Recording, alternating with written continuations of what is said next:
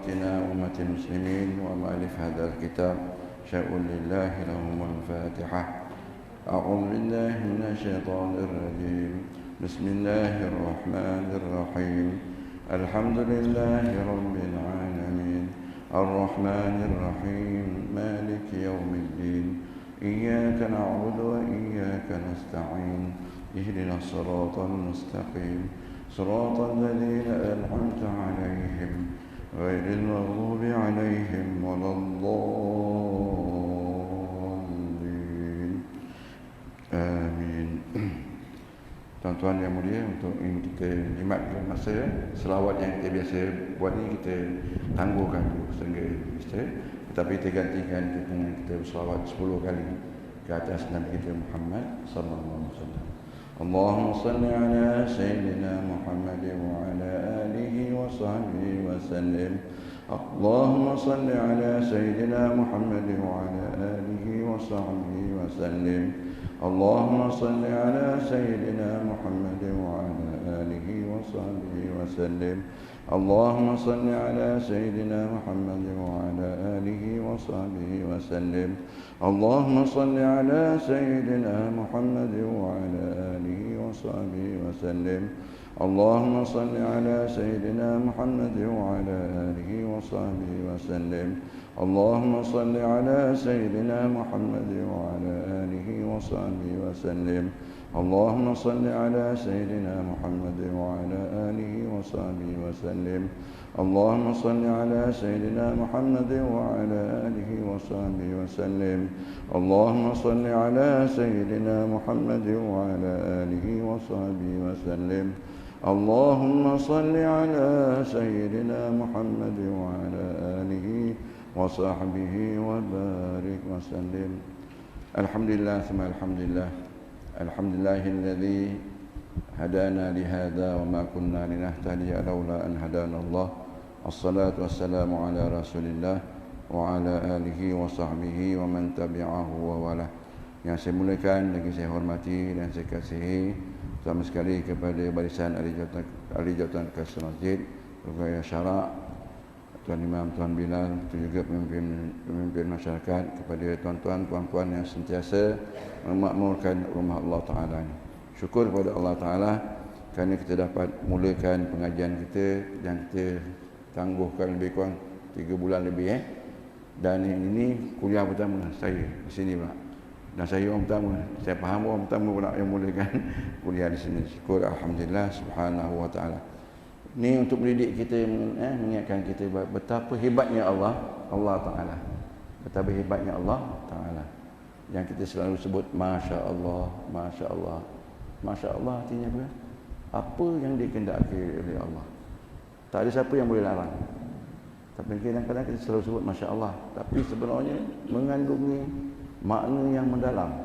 Sebab Masya Allah ni telah berlaku dulu, zaman-zaman dulu, tenggelamnya Fir'aun dalam Laut Merah, dunia ni dalam masa zaman Nabi Nuh dan sebagainya. Ini semua Masya Allah.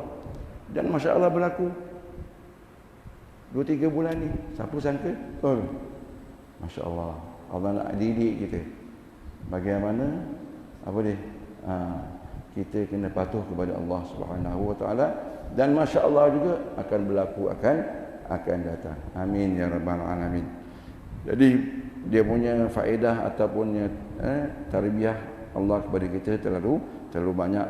Mudah-mudahan ini menambahkan iman dan takwa kita kepada Allah Subhanahu Wa Ta'ala. Baik, kita teruskan pada pengajian kita. Masih lagi bab semayang 5 waktu.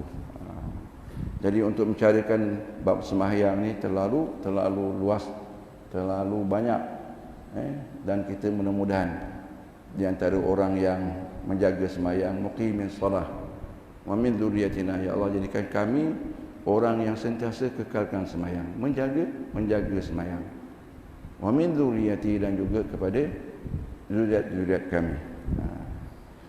Dan ibadah yang paling utama yang kita nak tegakkan dalam hidup kita ialah ibadah solat.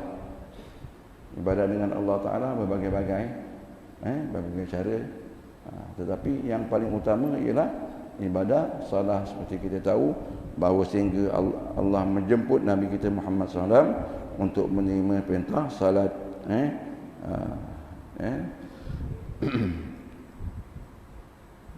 Bismillahirrahmanirrahim. Muka surat 397 iaitu dalam kitab Tanbihul Ghafilin. Bismillahirrahmanirrahim. Qala al-musannif rahimallahu ta'ala wa nafa'na bi ulumihi fi daraini amin. Man dawama 'ala as-salawatil khamsi fil jama'ati a'tahu Allahu khamsa khisalin awwaluha yurfa'u anhu dhiqul 'aishi wa yurfa'u anhu 'adzabul qabri wa yu'ta kitabuhu bi yaminihi wa yamurru 'ala as-sirati kal barqil khatifi wa yadkhulul jannata bighairi hisab. ومن تهاون بالصلاة الخمس في الجماعة عاقبه الله باثنتي عشر خصلة، ثلاثة في الدنيا وثلاثة عند الموت وثلاثة في القبر وثلاثة يوم القيامة. أما الثلاثة التي في الحياة فإنه ترفع البركة في كسبه ورزقه ولا يقبل منه سائر عمله وينزع سيما الخير من وجهه ويكون بغيضا في قلوب الناس. وأما التي عند الموت فتقبض روحه عطشان جائعا ويشتد نزعه. وأما التي في القبر فمسألة منكر ونكير وظلمة القبر وضيقه. وأما التي في القيامة فشدة حسابه وغضب الرب عليه وعقوبة الله له في النار. Maksud daripada hadis ini, barang siapa dan siapa yang tetap sembahyang berjamaah dawam, yang menjaga sembahyang, yang mengekalkan sembahyang, tetap sembahyang, tapi dalam bahasa Arab ni dia kata salawatul khamsi. Barang siapa yang jaga sembahyang lima waktu. Ini terjemahan dia tak ada yang sebenarnya. Maknanya sembahyang 5 waktu, sembahyang fardu 5 waktu. Dan siapa yang menjaga sembahyang 5 waktu secara berjamaah. Ramai orang sembahyang juga, tapi kadang-kadang dia tak berapa ambil berat tentang berjamaah. Barang siapa yang tetap sembahyang berjamaah 5 waktu, Allah akan memberikan kepadanya 5 macam. Ini tak masuk orang perempuan ni. Orang perempuan sembahyang berjamaah 5 waktu lebih afdal di rumah. Ini bagi orang lelaki. Tapi insya-Allah kalau orang perempuan jaga sembahyang 5 waktu di awal waktu, masya-Allah, dia akan dapat kelebihan yang diceritakan di sini. Iaitu dihindarkan dari sempitnya hidup. Siapa yang jaga sembahyang, pertama sekali yang Allah akan bagi daripada kesempitan hidup di dunia, hidup susah. Kadang-kadang kita tengok orang tu kerja masya-Allah, bukan main berat lagi. Rajin bekerja, tapi Allah berikan kehidupannya sempit, dihindarkan mana daripada kesempitan hidup. Yang kedua, dihindarkan dari siksa kubur. Ini ketika dikubur. Jadi untuk dunia ni Allah bagi satu je. Siapa yang kekalkan sembahyang 5 waktu secara berjemaah, itu tentang hal hidup dia Allah permudahkan, tidak susah. Yang kedua, dihindarkan daripada siksa kubur. Allah akan selamatkan daripada siksa kubur. Dan yang ketiga, akan diberikan suratan amalnya dengan tangan kanan. Ini di akhirat, bangkit daripada kubur, maka orang tu dikatakan ahli yamin, gulungan kanan, orang yang mendapat kitab suratannya dengan tangan kanan. Wa amma man utiya kitabahu bi yaminih fasawfa yuhasabu hisaban yasira. Orang yang mendapat kitab ini dengan tangan kanan, maka Allah akan hisap dia dengan hisap yang mudah.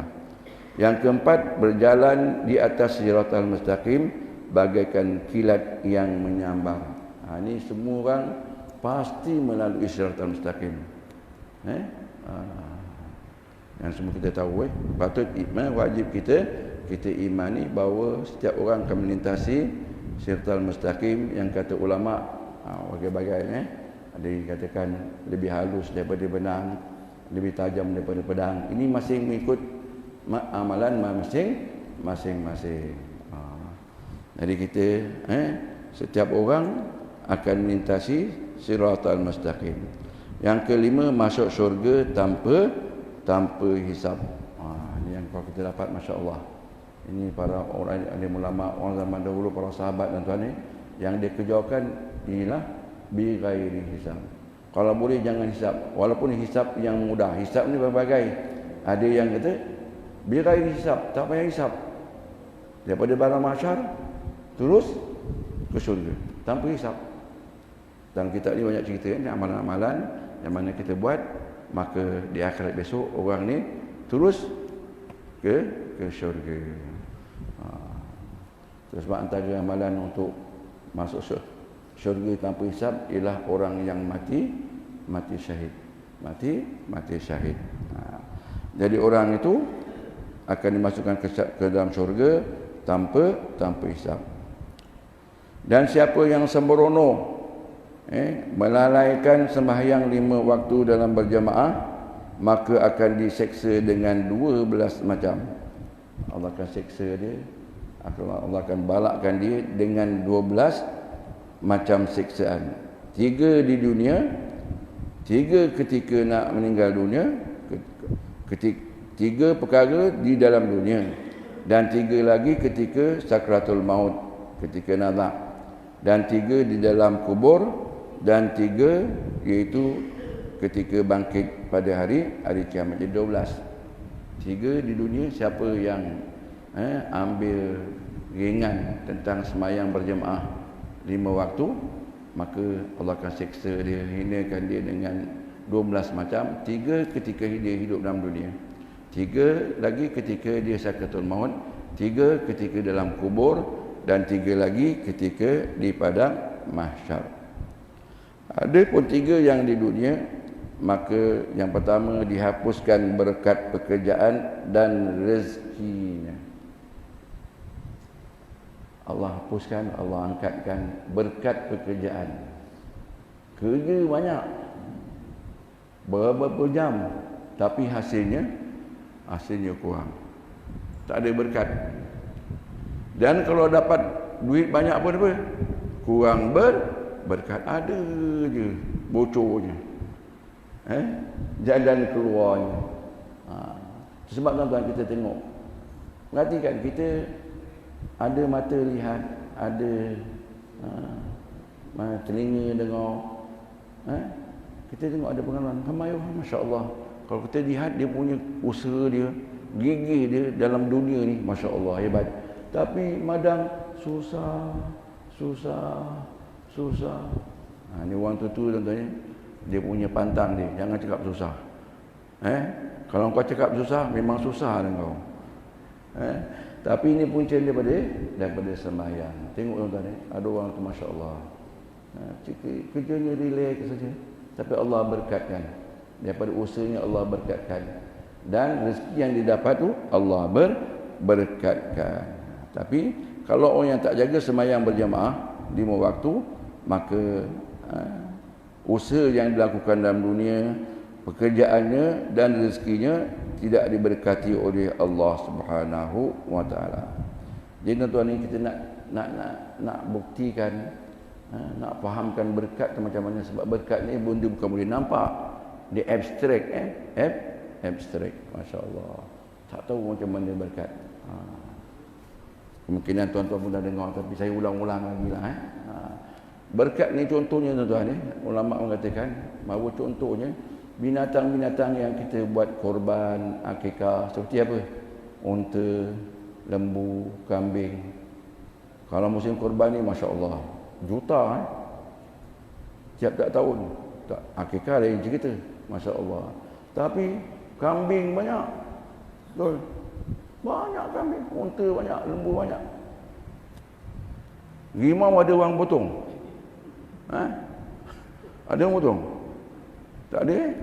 Tapi pupus tuan-tuan. Pupus. Terus nak. Masya Allah. Anjing? Kucing? Masya Allah. Ini berkat ni. Nama berkat. Jadi kita nak hidup ni, nak cari keberkatan.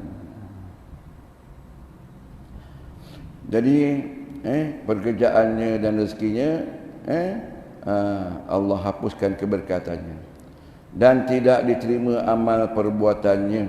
Masya Allah. Amal kebaikan-kebaikan yang lain, puasanya, sedekahnya, haji umrahnya tidak ada nilai di sisi Allah Subhanahu wa taala. Yang mana kita dah baca hadis yang apa nama sebelum kita tangguhkan pengajian kita, yang kita dah baca, iaitu yang dikatakan oleh Nabi SAW bahawa awal-awal yang dihisap oleh Allah SWT ibadahnya ialah sembahyang. Jadi kalau sembahyang ini miris, fa in kana qad atammaha hawwana alaihi hisab. Bila sembahyangnya sempurna, betul, tepat dan sebagainya, maka Allah akan periksa amalan-amalan lain dengan mudah. Sebab dalam bab sembahyang ini, tuan-tuan saya seguri saya, tuan-tuan puan-puan semua, jangan kita sembahyang ni ambil ringan ataupun asalkan ada aku dah sembahyang, tetapi kita kena banyak mengkaji lagi, banyak mendalam lagi, minta tolong kepada Allah Subhanahu wa taala, terutama lagi bab kebersihan, bab wuduk dan sebagainya. Masya-Allah. Bab istinja dan sebagainya. Kalau tak ada semayang kita, masya-Allah, semayang tapi ditolak oleh Allah Subhanahu wa taala. Sebab kita tengok kadang-kadang dalam firman Allah Taala, Allah jamin, inna salata tanha 'anil fahsya'i wal munkar. Sungguhnya semayang itu dapat menolak, dapat menegah pelakunya daripada buat perkara-perkara maksiat dan kejahatan. Tetapi berapa ramai kita lihat orang semayang, tapi masih lagi buat fahsyak dan kemungkaran. Pernah sahabat Rasulullah SAW tanya kepada Rasulullah, ya Rasulullah, kalau satu orang itu sembahyang tapi masih lagi buat kemungkaran dan fahsyak, bagaimana ya Rasulullah? Maka kata Nabi SAW, orang tu belum lagi menepati sembahyang. Biar kita sembahyang sikit, tuan-tuan. Biar kita sembahyang sedikit, yang wajib-wajib, tambah sunat sikit-sikit, tetapi biar sempurna. Dan antara lain lagi, dalam hadis yang lepas, sekiranya kalau ada cacat cela dalam sembahyang fardu kita di mana-mana, maka Allah perintahkan para malaikat supaya tengok adakah dia buat amalan yang sunat. Mana sembahyang sunat. Gunanya apa dia? Untuk menampung sembahyang fardu yang dilakukan. Mungkin ada di sana cacat celanya, maka digantikan. Itu sebab kita kena, tuan-tuan, jaga sembahyang. Pertama sekali sembahyang yang dikatakan yang dapat menampung kita punya sembahyang fardu yang kurang tadi, yang cacat tadi, iaitu sembahyang rawatib. Sembahyang rawatib itu sunat dia, yang sunat muakkad ada 10 rakaat. Yang ghairu muakkad ada 12 rakaat. Jadi semuanya 22 rakaat. Kalau boleh, masya-Allah, kita kekalkan. Sembahyang sunat rawatib 22 rakaat. Masya-Allah. Dua yang muakkadnya zuhur 2 rakaat qabliyah, 2 rakaat ba'diyah. Jadi zuhur ada 4 rakaat yang muakkad. Qabliyah 2 rakaat, ba'diyah 2 rakaat. Asar tak ada. Asar tak ada yang muakkad. Dia ghairu muakkad ada. Kemudian semayang maghrib, ba'diyah maghrib 2 rakaat, ba'diyah isyak 2 rakaat, dan yang utama sekali adalah semayang subuh qabliyah 2 rakaat. Itu yang muakkad. Yang gairu muakkad iaitu semayang zuhur 2 rakaat, qabliyah, ba'diyah pun 2 rakaat. Jadi semayang rawatib zuhur 4 rakaat, qabliyah 4 rakaat, ba'diyah 4 rakaat. Semayang asar, ba'diyah qabliyah 4 rakaat. Tuan-tuan, saya mengajar kadang-kadang mengajar tapi tak amalkan. Ada satu surau tuan-tuan saya mengajar semayang lepas asar. Anak-anak murid saya semua satu surau tu. Tak mana ustaz mana agaknya yang tekankan supaya semayang sunat asar 4 rakaat. Ya Allah, saya tengok semua boleh kata majoriti semayang sunat asar 4 rakaat, 2 rakaat, 2 rakaat. Masya-Allah. Tersentuh hati saya. Dia kata, saya mengajar, saya pun tak buat. Insya-Allah. Sejak tu saya cuba untuk walaupun ghairu muakkad. Kemudian pada semayang maghrib yang ghairu muakkadnya iaitu qabliyah maghrib dan qabliyah isyak. Dan satu lagi yang dituntut iaitu beberapa rakaat sembahyang witir. 11 rakaat, 11, 9, 7, 5, 3, itu yang Allah yang paling kurang. Jangan sembahyang satu aja, insya-Allah. Paling kurang, paling sikit ialah 3 rakaat. Ini paling hebat tuan-tuan. Jangan tinggalkan. Kemudian sembahyang sunat yang lain, alhamdulillah. Jadi bila kita sembahyang sunat rawatib, maka Allah perintahkan malaikat tengok amalan sembahyang sunat dia, maka tampung kepada sembahyang fardu yang kurang. Maka selepas itu barulah dikira amalan-amalan yang lain.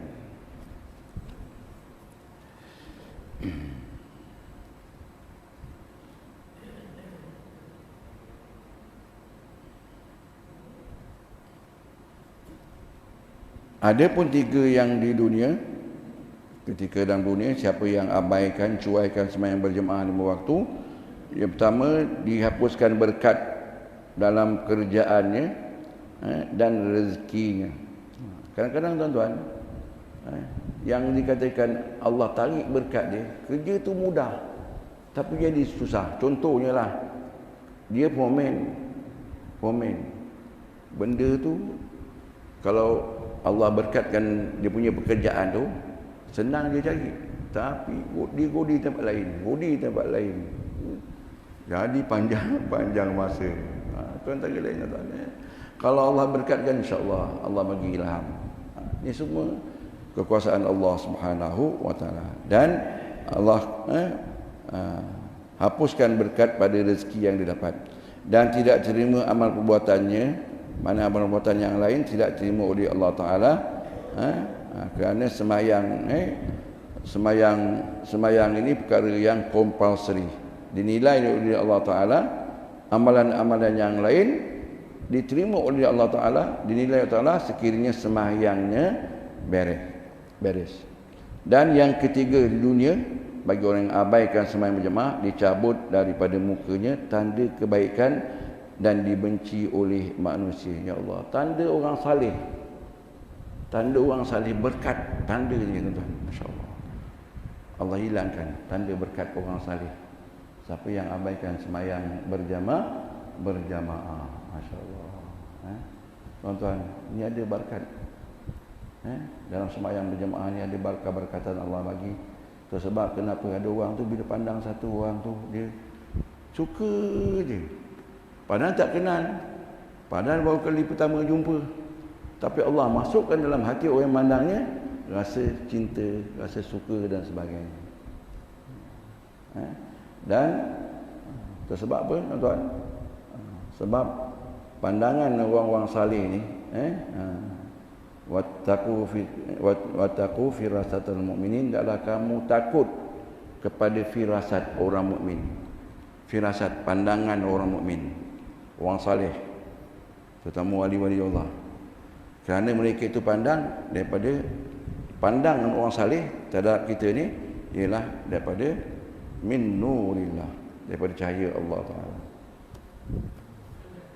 Mungkin saya ada cerita di sini tuan-tuan ni. Ada satu orang alim namanya Tuan Haji Said Kuang Selangor.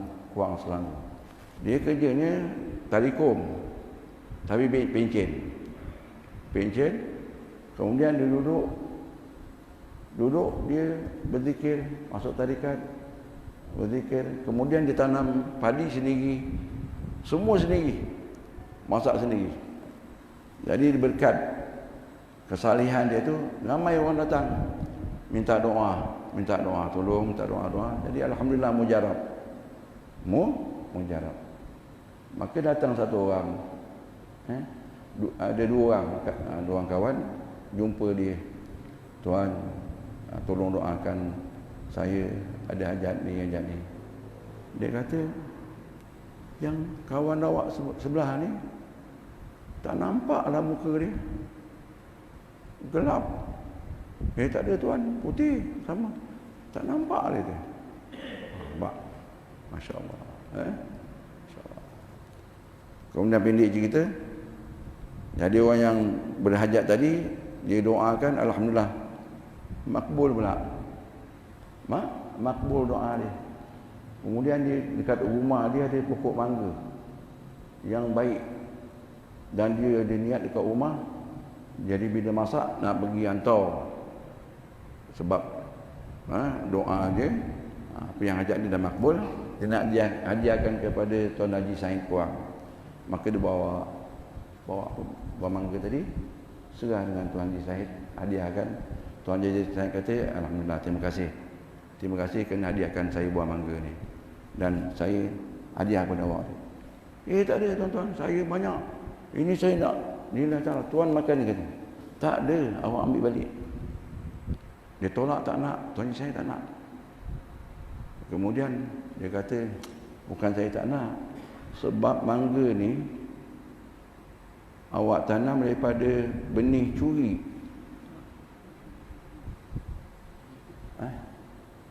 Benih curi jadi buah mangga. Kalau kita Haji Said ni kebas saja. Mana tahu tuan? Masya-Allah. Allahu Akbar. Jadi kita kena takut tuan-tuan. Sebab ada orang ni tuan, dia takut nak jumpa orang alim, dia takut. Memang masya-Allah, saya ada pengalaman banyak, tuan-tuan. Bukan main takut.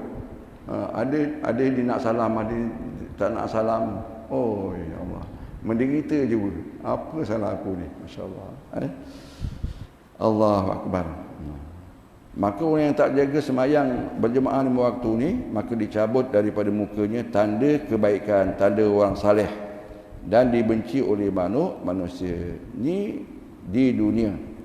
Balasan musibah Allah timpakan kepada orang semayang, tidak bersemayang berjemaah lima waktu semasa hidup. Adapun ketika nak meninggal dunia, ketika nazak, maka dicabut rohnya dalam keadaan dahaga, lapar dan sangat keras. Ketika roh nak keluar tuan nazak, maka Allah timpakan kehausan yang terlalu sangat, tak pernah dirasakan haus. Kata ulama tuan-tuan tentang orang yang nazak di kehausan, kalau kita tuangkan air laut, bukan satu cerik, air laut pun dia takkan hilang haus, dan juga rasa lapar, dan juga sangat keras penjamputan rohnya. Jadi rohnya nak keluar susah. Ini macam-macam tuan-tuan. Ini semua Allah balas tuan-tuan. Kalau kita buat kebaikan dalam dunia, insya-Allah kita semua dah saksikan zaman virus sekarang ni. Ada orang tu Allah bagi dia yang kita katakan mati yang dicemburui, masya-Allah, hebat tuan-tuan. Ini amalan dia. Allah bagi ganjaran. Allahu akbar. Allah. Cuma saya nak cerita sikit tuan-tuan tentang pengalaman saya tentang orang yang makan harta pusaka, makan harta orang. Oh, takut tuan-tuan. Ini harta pusaka ni puaka tuan. Jangan main-main. Sebab kita kena bereskan. Memang cari harta banyak, tapi bila kita tak uruskan betul-betul, terutama kepada anak-anak kita, besok dia dengan dia beradik-beradik bergaduh dan sebagainya. Orang zaman dulu tuan-tuan, abang yang tua conquer. Dulu punya cerita tuan-tuan, dia conquer. Panjang cerita, dia nak meninggal dunia masa tu saya umur 18 tahun 18 tahun. Pergi ke rumah dia, nak meninggal dunia. Dia menjerit, panas api, panas api. Mana? Masya Allah. Berat tuan-tuan. Allah Akbar. Takut tuan-tuan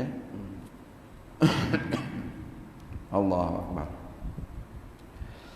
Jadi masa nazak keadaannya terlalu dahaga, lapar dan sangat keras pencabutannya, rohnya susah nak meninggal dunia. Adapun yang di dalam kubur, ketika di dalam kubur, maka kekerasan pertanyaan mungkar dan nakir, dan gelap dalam kubur dan sempitnya kubur. Pertanyaan mungkar nakir, dan ini semua masya-Allah. Marilah sama-sama kita buat kebaikan-kebaikan tuan-tuan ni. Tentang mungkar nakir soal ini senang, ada mudah, tak ada masalah. Disambut dengan baik. Itu sebab kenapa kita mayat dan tuan ni kita tak ada hak untuk melambat-lambatkan, untuk kita uruskan sampai kita kebumikan. Sekiranya mayat ini orang yang baik, maka haram kita lambat-lambatkan. Sebab orang tu sedang menunggu nikmat yang Allah sediakan, sedang menanti di dalam kubur. Sebab dia kata bila orang angkat mayat tadi keranda ke kubur, maka dia kata qaddimuni, cepat. Kau tak tahu depan ni sedang menunggu, tengah menunggu aku. Masya-Allah. Mayat ni bercakap, cuma kita tak dengar lah. Tukang pikul tak dengar. Kalau tukang pikul dengar macam mana?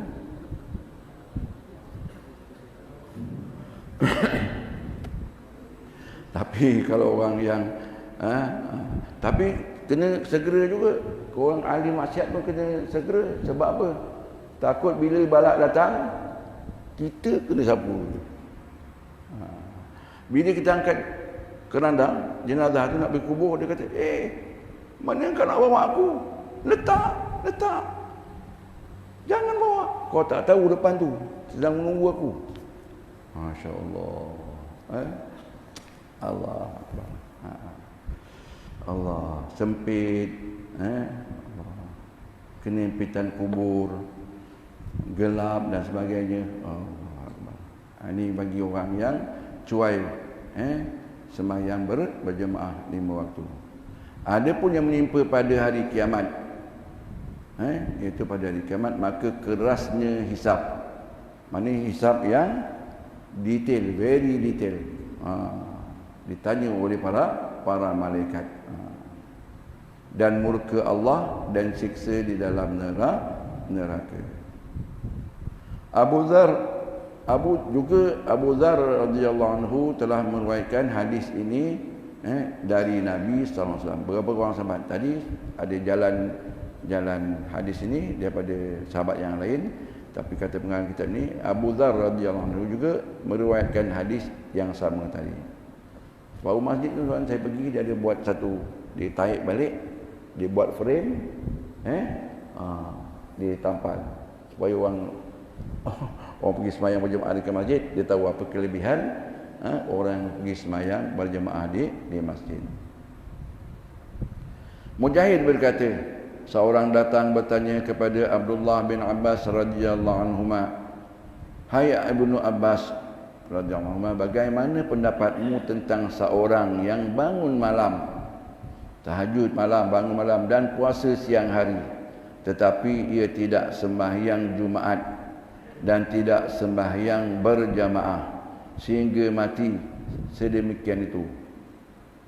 Selama ni, selalunya, selama dia hidup, sembahyang Jumaat tak ada, sembahyang berjamaah pun tidak ada. Ini ada satu juga tuan-tuan ni, macam-macam. Masya Allah. Tarikatlah apa dia kadang-kadang sampai sunnah, dan fardu ain. Jumaat itu fardu ain, sanggup ditinggalkan. Maka Abdullah bin Abbas pun menjawab. Maka Mujahid mengatakan, seorang tanya kepada Abdullah bin Abbas, apa pendapatmu tentang orang yang bangun malam dan puasa siang hari tetapi tidak sembahyang Jumaat dan tidak sembahyang berjemaah sehingga dia mati, sedemikian itu. Itulah keadaannya. Di manakah ia? Maka jawab Abdullah bin Abbas radhiyallahu anhu, dia di dalam neraka. Orang tu dalam neraka. Sembahyang tapi tidak sembahyang Jumaat dan tidak sembahyang berjemaah. Maka orang itu berulang-ulang datang kepada Abdullah bin Abbas radhiyallahu anhu menanyakan benda yang sama, sampai 1 bulan soalan yang sama. Maka jawab Abdullah bin Abbas tetap berkata, dia di dalam neraka. Masya-Allah. Jadi mudah-mudahan tuan-tuan kita sentiasa jaga sembahyang kita dan sebagainya, dan syukur alhamdulillah kita sangat rindu dengan sembahyang berjamaah. Dan sekarang bila dah ada peluang dan buka balik, mudah-mudahan lepas ini kita akan hidup seperti biasa. Mudah-mudahan kita beraktiviti seperti biasa. Mudah-mudahan kita dapat dekatkan diri kita dengan rumah-rumah Allah Ta'ala, dengan rumah-rumah ibadah. Dah masuk tu.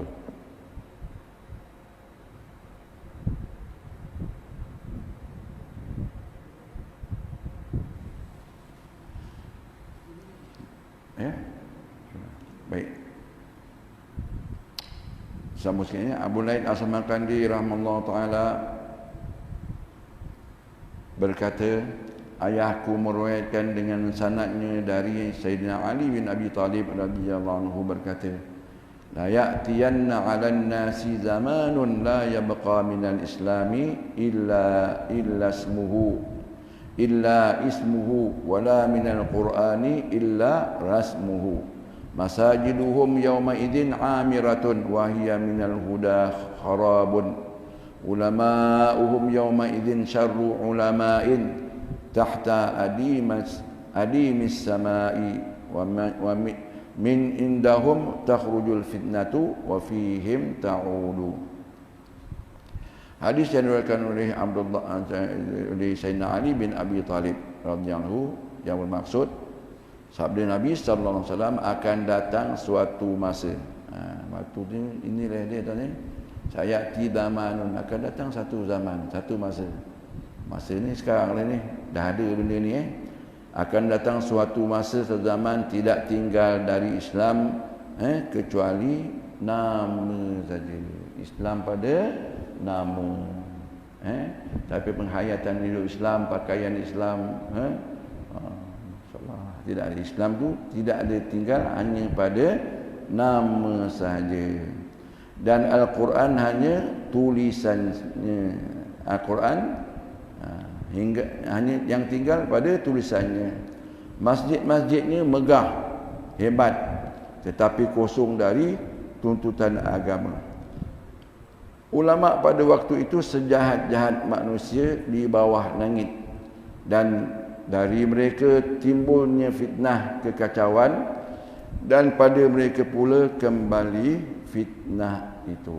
Ini Nabi dah bagi gambaran tanda-tanda hari kiamat, dan ini apa yang disebutkan oleh Nabi SAW yang diriwayatkan oleh Sayyidina Ali dah memang ada pada kita pada zaman ini.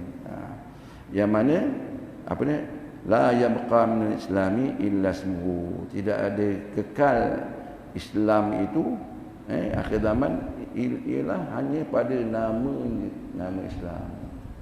Nama pada orangnya nama Islam. Tapi akhlaknya, ibadahnya, masya-Allah. Dan Islam itu ada pada majlis-majlis tertentu, akad nikah. Akad nikah cukup syarat. Cukup syarat. Ada saksi, ada pengantin lelaki, ada pengantin perempuan. Lepas akad nikah, yang ada dalam majlis tu akad nikah saja. Hari tu juga. Lepas tu tak ada. Bercampur lelaki perempuan. Masya-Allah. Ini yang patut kita fikirkan, tuan-tuan. Allah. Islam pada nama aja.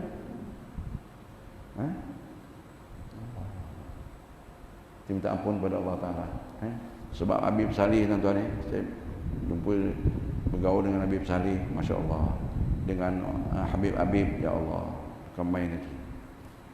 Dia datang daripada Surabaya nak hadir majlis kahwin di kat Melaka. Pukul 11 dia datang, dia tengok, masya-Allah, lelaki perempuan ada lagu-lagu, terus putar balik. Pukul 12 malam tanya orang, dah selesai. Baru pukul 12 malam datang apa ni? Dan kita patut, tuan-tuan ni, sebab kita kena jamaah, kena ada jamaah yang ingin kembali kan.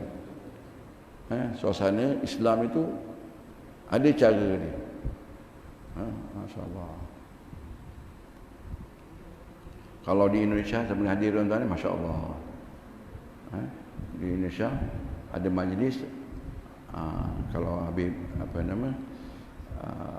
Habib yang datang ni, maka dia buat majlis, perempuan tak nampak, laki-laki je. Majlis akad nikah. Tak ada kamera woman ke. Tahu kamera woman, penyibuk je. Tuan-tuan, Mufti Haji Khalil, tuan-tuan, semua dia jaga. Ya, jaga. Allah, sebab kita nak benih kita ni akan jadi benih Islam. Tapi kalau daripada awal, Allah, kadang-kadang saja saya nak cakap pun, tapi cakap juga lah.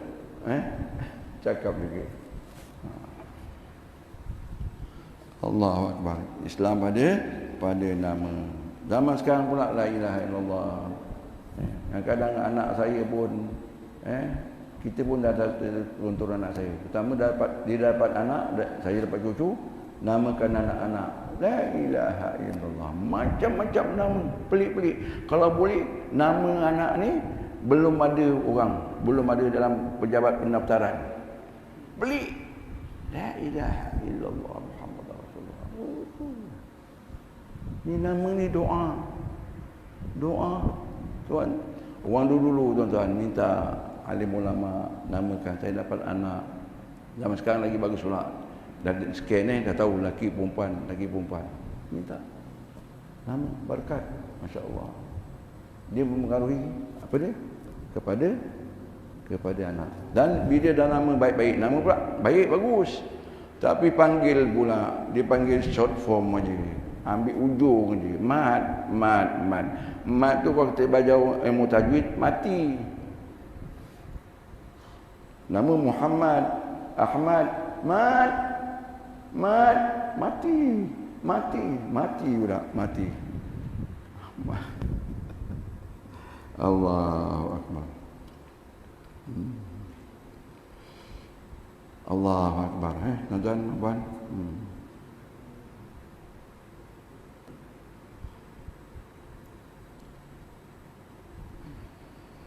Akan datang suatu masa tiada tinggal dari Islam kecuali namanya, dan Al-Quran itu hanya pada tulisannya saja. Tulisannya saja, tinggal tulisan. Dibaca orang, baca. Tapi hukum hakam, apa yang Allah perintahkan. Tuan-tuan, Al-Quran ni bila kita baca, hendaklah kita rasakan apa tuntutan Allah untuk aku buat. Itu maksudnya. Jangan ambil baca aja. Sebab ada dalam kitab ni juga tuan-tuan ni, kalau kita baca satu baris Al-Quran, satu baris, dan kita faham maknanya, apa tuntutan Allah untuk dilaksanakan, lebih baik daripada kita khatam 100 kali. Macam siapa ada khatam 100 kali? Ada khatam Quran 100 kali? Kita baca Quran satu baris, kemudian kita faham makna. Nak pula ada ustaz yang memberi, itu terjemahan aja. Ini maksud supaya penghayatan.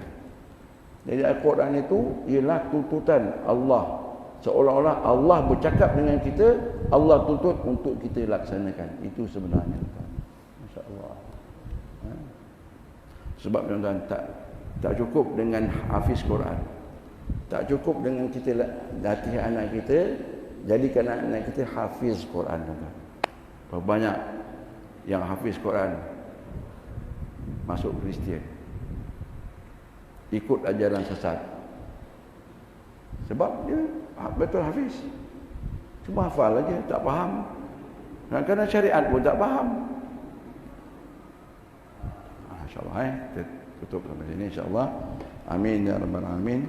Biasa kita baca doa penutup.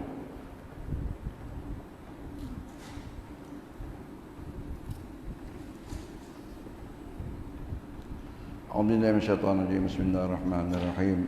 Rabbana anfa'na bima 'allamtana, rabbi 'allimna alladhi yanfa'una, rabbi faqihna faqihna ahlana wa qarabatin lana fi dinina ma'a ahli al-qutri unsa wa dhakar, rabbi wafiqna wafiqhum lima taqdi qawlan wa fa'ilan karama وارزق الكل حلالا دائما وأخلا أتقياء علما نحظى بالخير ونكفى كل شر ربنا أصلح لنا كل الشؤون وأقر بالرضا منك العيون واقض عنا ربنا كل الديون قبل أن تأتينا رسل المنون واغفر استر أنت أكرم من ستر وصلاة الله تغشى المصطفى من إلى الحق دعانا والوفى بكتاب فيه للناس شفاء وعلى الآل الكرام شرفاء وعلى الصحب المصابيح الغرر اللهم اهدنا بهداك واجعلنا ممن يسارع في رضاك ولا تولنا وليا سواك ولا تجعلنا ممن خلف أمرك وعصاك